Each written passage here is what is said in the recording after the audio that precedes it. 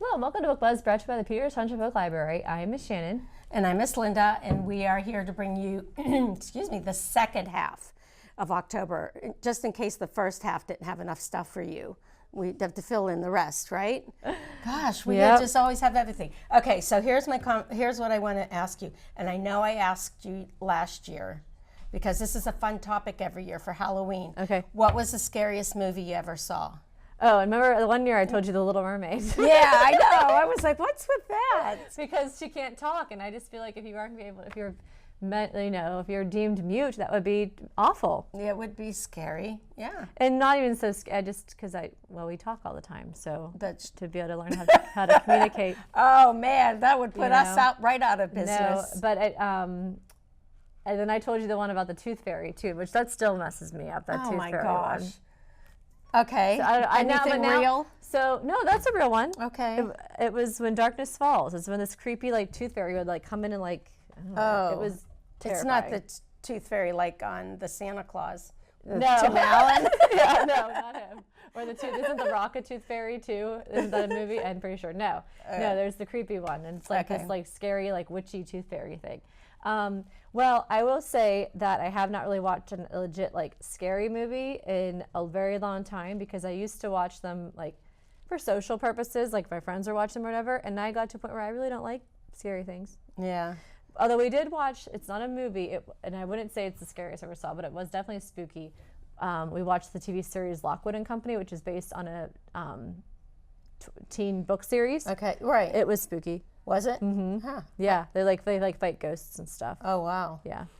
Oh no, mine are I'll say this without a doubt, the scariest movie I've ever seen was The Exorcist. Oh yeah, I hate that movie. Yeah, it was very scary. And when you talk about so frightening that you would never see it again, I can't. If they bring it up at Halloween to talk about it, I can't even look at the pictures of Linda Blair was that devil girl. Yeah. And, oh my God, scared. I didn't like that. Or The Omen, devilly things like that when you're dealing with, oh dear God. Yeah. Okay, no. on that happy note. No, give me Hocus Pocus. Give me the cutesy Halloween. Hocus Pocus, okay, Casper, The Haunted Mansion, Charlie Brown. Yep. See, we already watched Hocus Pocus this season because that's a must-have in our house. Glad you brought it up. So we do. We have Hocus Pocus. We have Great Pumpkin, Charlie Brown. So those are safe and they're fun, and it is something. And Hocus Pocus is a little bit spooky. I mean, they do suck the souls out of children. Well, what's wrong with that? No, I don't. But it's good. So I do love that. And it's funny. Okay, and then I'll save the scary video I have for last. And it's not The Exorcist. Okay. So, yes, there are some fun, nice Halloween videos. Yeah. Okay. Cool. All right. So, moving on. All right. What are we talking about? Do you want to talk about that party? Sure. Yeah, real quick. I know it's a Halloween party the second year in a row, right? For adults only. Yep, 18 over. Yeah, when I was telling you about that one little girl's caretaker, it was because she went last year. Oh, fun. And she's going again this year and asked if I was going to go. So I was like, I wasn't sure at that point what I'm doing. No, I haven't made it. So it's always, that's always Lucas's birthday weekend and stuff. Yeah, and you know what? It's going to be Saturday, October 19th, just 2 hours, 7 to 9. In the library, again, adults only, and it is a dress-up party. I mean, costumes. You wear costumes. Yeah. And I heard, last year I heard it was wonderful. I wasn't able to Monday's attend. Brewing comes to it and sells stuff, and they have food. They'll have a pumpkin carving demonstration. And this year the theme is Midnight Carnival, so they're all doing spooky carnival stuff with it. That'll be fun. And there's a lot of staff that works together on it, so it is a pretty big undertaking. Yeah, it is. But so we get it out to you just in time to make your get on. If you needed a nice adult-only date night.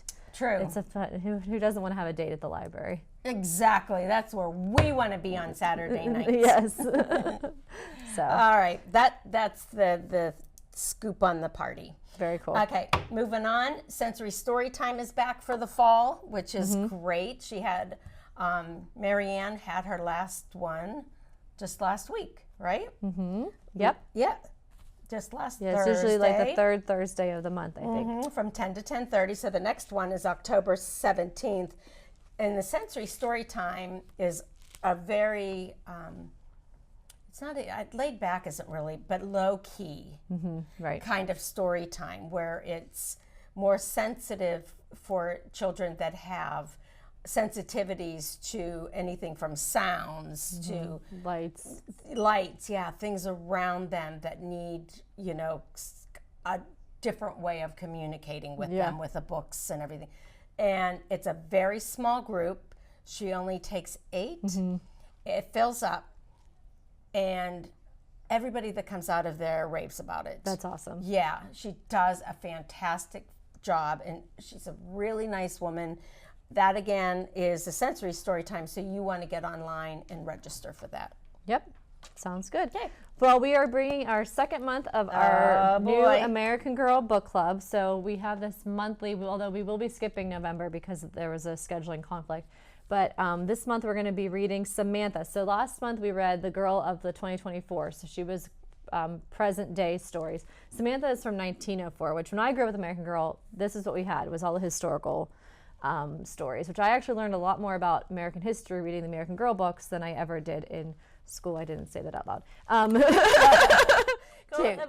you do learn different things about historical fiction from historical fiction that might not really be taught in school because it's not like the main right, the headlines or whatever. Yeah. So, but it's interesting to me what they're doing now with American Girl. So Samantha's been around for a long time. She was a very popular doll, and they the original American Girl series, they used to have 6 books about each girl. They kind of combined them and made them all one story. So it's almost like the abridged, condensed version. Because I was looking through the pictures and stuff, because I'm very familiar with all the American Girl stories. And I was like, I remember this happening in this book, and I remember this happening in that book. So they kind of, so I'm interested to go through and read and see what all they, what the highlights are. So anyways, we'll be discussing Samantha the Gift, but it's also is Halloween season, so the girls that are coming are welcome to bring dolls. And we're going to do some little Halloween activities. We'll make a little costume for their doll or have like a little treat or something like that. So the first 5 registered do get a free copy of the book, and be prepared to discuss it on Thursday, October 17th at 6:30. We had our first one was wonderful. It couldn't have gone better. The girls were so excited. The discussion was great. We were really struggling to wrap it up to get out on time. Nice problem to have. Yes. Yeah. So great. I'm excited for American Girl. Yeah, that's a new one and popular right away. That's awesome. All right, quickly, we just went over this last time, the Tween Book Club. We are reading Wish Tree by Catherine Applegate. Again, that's Thursday, October 24th, right after school from 4 to 4:45. A nice time. You come in, it's 45 minutes. We talk about the book, there's activities, and yes, there will be a snack. I forgot to mention that last time because we know the deal. Snacks. Feed them and they will come. Yes. Yeah, so we always try to have, well, you know what? I mean, we laugh about that because it is kind of funny, feed them because kids are always hungry, but it is right after school. And, right after school, it's like, they do get their after school snack. Yeah, get a little snack in there. So that is going to be coming up. And then the pumpkin painting. You brought it up a little bit last time. We were talking about the difference between the pumpkin painting and the pumpkin. Which I'll talk about too. Okay, the pumpkin decorating contest. Decorating contest, yeah. Yep. Okay. You wrote pumpkin painting twice, so we're just going to move on. Oh, I do. Yeah, that's okay. So I'll elaborate. Yeah. So I'm looking, going, wait a minute. We have a pumpkin. This started about 2 years ago. We have a pumpkin painting night where we will provide you with a pumpkin and then all the supplies to messily decorate this pumpkin here at the library and not at your house. If you choose to paint your pumpkin at that event to look like a book character, you can submit it into our book character contest, because the last day to submit will be the following day, the 25th. Or if you don't want to come to pumpkin painting, or you want to do both, whatever, you can start submitting your book character pumpkin on the 10th. So we have about 2 weeks. You can drop them off, and then we put them on display in the library that whole time, and then we will do a quick turnaround of voting, and then you have to come and pick your pumpkins up by Halloween. If they're not picked up by Halloween, they will be disposed of. And I think we need to let that, we'll tell that when people drop off as a little gentle reminder too, because we every year somebody forgets to pick up their pumpkin and then they're bummed when it has rotted away and we don't have it anymore. And we feel bad, but I mean, when it's pumpkin mush.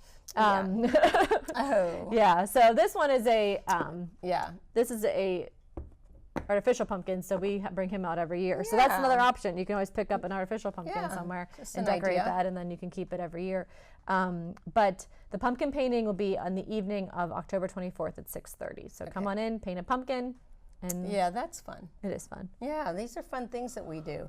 When we talked a little bit last time about how many, like the fun characters that I love it. we've had, and you know, the whole staff loves to go through that, and they'll come in and be like, oh my gosh, you know, that's Thomas the Tank Engine, or that's Clifford the Red Dog, or, you know, all the different book characters. They do a good job, you know. Yeah, I agree. It's a lot of fun. Yeah, you know, your family can work together, and yeah, I think that's a fun thing. It's become a fun tradition. I agree. Yeah, I like it. Yeah, I like it a lot too. And then this is new. So we've been working, so we have two Sarahs in our building. We have our upstairs Sarah that is our makerspace librarian, and we have our downstairs Sarah that is one of our youth services staff. And the Sarahs have been teaming up to do some more events for teens and tweens in the makerspace.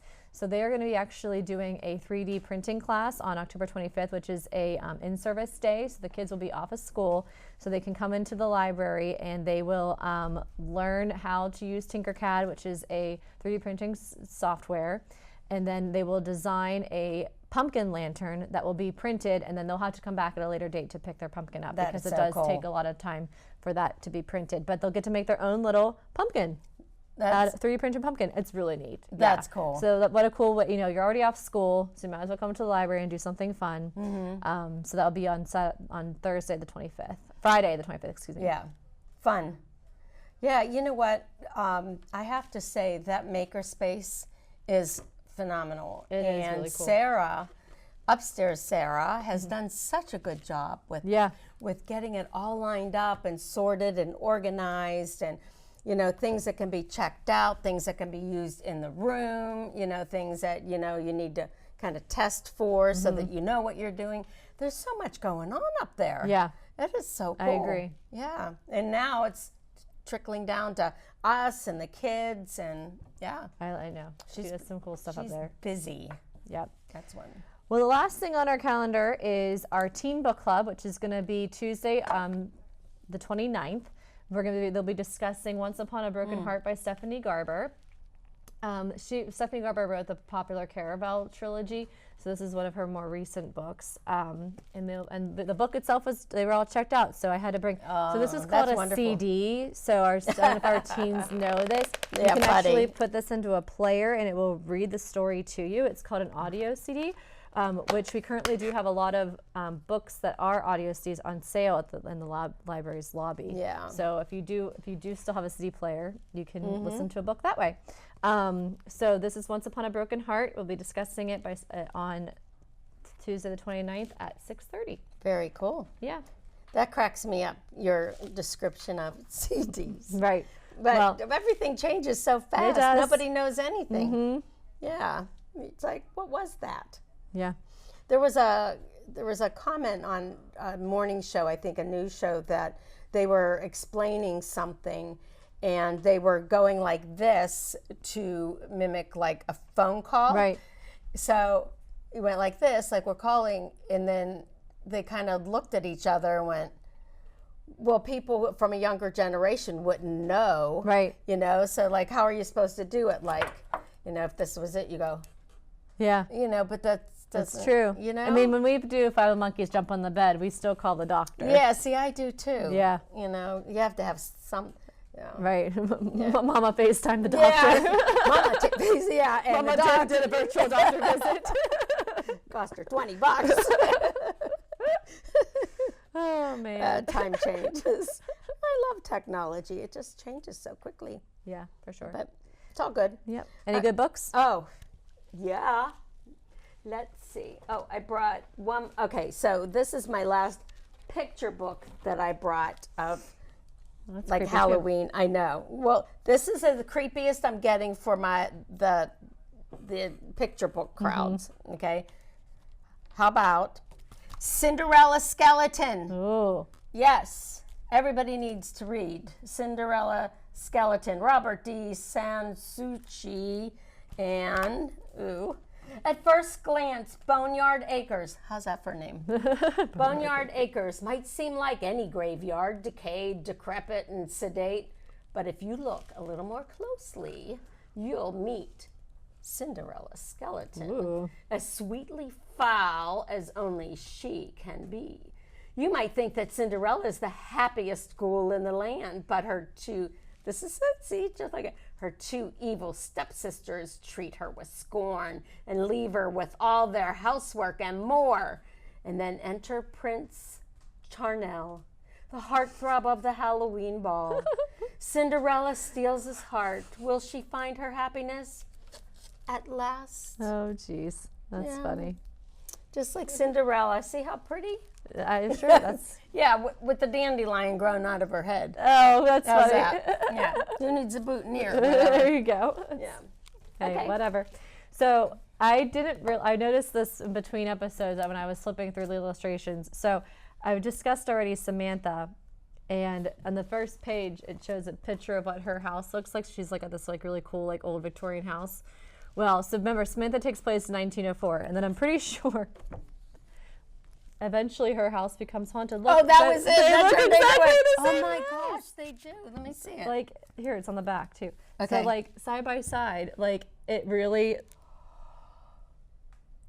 I was like, It yeah. does. So this takes place, 120 years later, if this is present day. And So what they probably did is just let that house go, turn into like a spooky, so now decrepit. it is a haunted house. Yep. Ooh.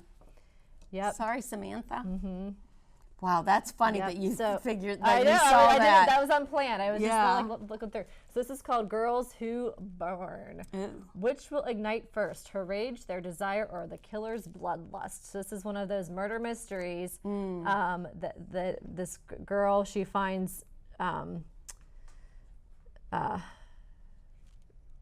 these kids. They keep finding all these like different like murders, I guess. So if it says, hours after she heard the world's worst words she could think of, her sister was found dead at the bottom of the ravine. The police ruled her death an accident, but Addie never bought it. Her ballet prodigy sister didn't slip and fall, she was pushed. And Addie's number one suspect, Thatcher Montgomery, the rich kid down the street who always had a thing for Fiona. And then when Thatcher is found dead in the same ravine, Addie must admit she was wrong. And her only ally and alibi is catching the real killer is none other than her child rival, Seth Montgomery, Thatcher's cousin, and the boy she's always loved to hate. So it's like a spooky murder mystery taking place at this old house that I'm telling you is Samantha's house. So well, 120 years difference. Hey, you never know. That is so fun. That's cool that you figured that you saw that. They look exactly the same. I know, they do. So Girls Who Burn by M.K. Pagno, a twisted, spine-tingling page-turner for the Halloween season. Yep. Okay, I have Brand one. new, too. The one I brought is Neil Gaiman's The Graveyard Book. It's also out on video. You can get that. It's also in graphic novel. Yep. So as they come out with graphic novels of every book in the world, it seems, happening. And this is a Newbery Medal winner. And the kid's name is Nobody Owens, known to his friends as Bod, is a normal boy. He would be completely normal if he didn't live in a sprawling graveyard, being raised and educated by ghosts, with a solitary guardian who belongs to neither the world of the living nor of the dead. There are dangers and adventures in the graveyard for a boy, an ancient indigo man beneath the hill, a gateway to the desert, leading to an abandoned city of ghouls, the strange and terrible menace of the Sleer. But if Bod leaves the graveyard, then he will come under attack from the man Jack, who has already killed Bod's family. So this is from Neil Gaiman, who writes so many books. you look at his picture and he looks so creepy. Ooh, you know what that? Ooh, it's like he's under a church thing. Yeah.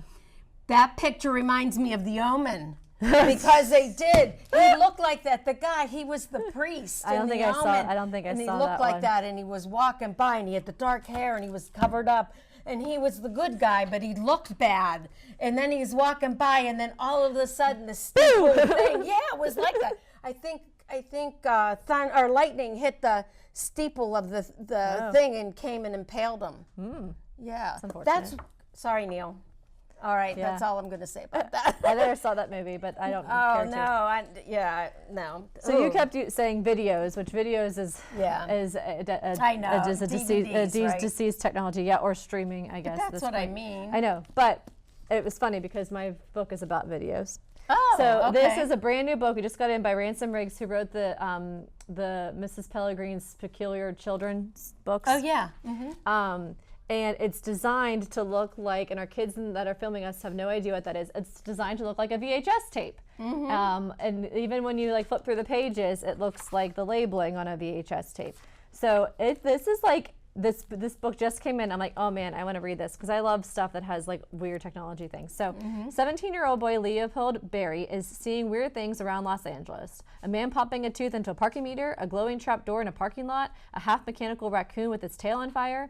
Every hallucinatory moment seems plucked from the cheesy world of the 1990s kids fantasy TV show called Max's Adventures in Sunderworld, and that's because it is. Not a good sign. In the blurry weeks after his mother's death, 12-year-old Leopold discovers VHS tapes of its one and only season in a box headed for the trash, and soon became obsessed. Losing himself in Sunder was the best way to avoid two essential things, grieving his mother and disappointing his father. But when the strange visions return at the worst possible time of the worst possible day, Leopold turns to his best friend Emmett for help, and together they discover that Los Angeles is far stranger than they ever imagined. Not only is Sunderworld real, but it's in danger and in desperate need of a hero. So this weird 1990s kids TV show ends up coming to life all around him. Oh. So I think that's so cool. And I just love how it's made to look like a videotape. Cool. That is cool. It's even beat up on the edges and stuff. So I like when they pull old technology into the modern day stuff. Yeah, and I keep calling, like you said, I keep calling any kind of movie I would call, and and these videos are, but I know they're DVDs, but it's just that habit of saying videos. And pretty soon the DVDs are going to be no more. Then what do I call them? I don't know. Movies. But anyways, Smarty. But it ties in because in January, we're going to actually be doing a craft with recycled VHS tapes. I was hoping you were going to bring that up. Yeah. Oh, good. So we're going to be making purses and you didn't bring pencil your sample, cases. did No, you? because it's not until January. But when I saw this case, I was like, so it ties really well to that. So stay tuned for it. We'll be talking more about that when it gets closer too. But I'm excited to read The Extraordinary Disappointments of Leopold Berry. It sounds like a lot of fun. Yeah, I look forward to hearing about it. And you bring out, I've said quite often on here that you bring a lot of books here that I'm always like, well, I want to read that. I want to read that. My book list is never ends. Never, you go on Goodreads and list all these books. I want to read them all. Right. You need more time in a day. All right. Here's another one that writes some good ones. Adam Gidwitz, A Tale Dark and Grim. Ooh. Yeah. So, let's see. What's dark and grim about it? Yeah, I don't know. Reader, beware. Oh no. Warlocks with dark spells, hunters with deadly aim, and bakers with ovens retrofitted for cooking children lurk within these pages. But if you dare, turn the page and learn the true story of Hansel and Gretel, the story behind and beyond the breadcrumbs, edible houses, and outwitted witches. Come on in. It may be frightening, it's certainly bloody, and it's definitely not for the faint of heart. Ooh. But unlike those other fairy tales this one is true. Well, Grimm's fairy tales are creepy. Oh, they are. Yeah, they are. And what's interesting too, kids you grow up and you think about them like, oh, they're supposed to be, nice. They're not. No. like a Hans Christian Andersen kind of thing. No. So this is A Tale Dark and Grim. Cool. And it even has like little creepy like things in the trees and stuff. Very cool. Yeah. Ew. You have any more books? I'll do one more. So this is brand new by Maureen Johnson. She wrote the Truly Devious series. And this is another haunted house story. So it's called Death at Morning House.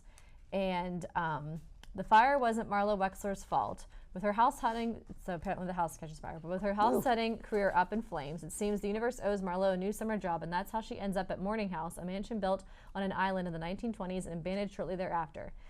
It's easy enough giving tours, low risk of fire, high chance of getting bored, talking about stained glass and prohibition. But and the deaths. Did anyone say about the deaths?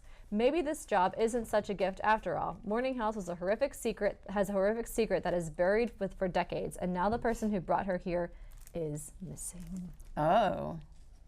So she's giving tours, and all of a sudden the house starts getting haunted. And you know what? It very well could have been Samantha's house too.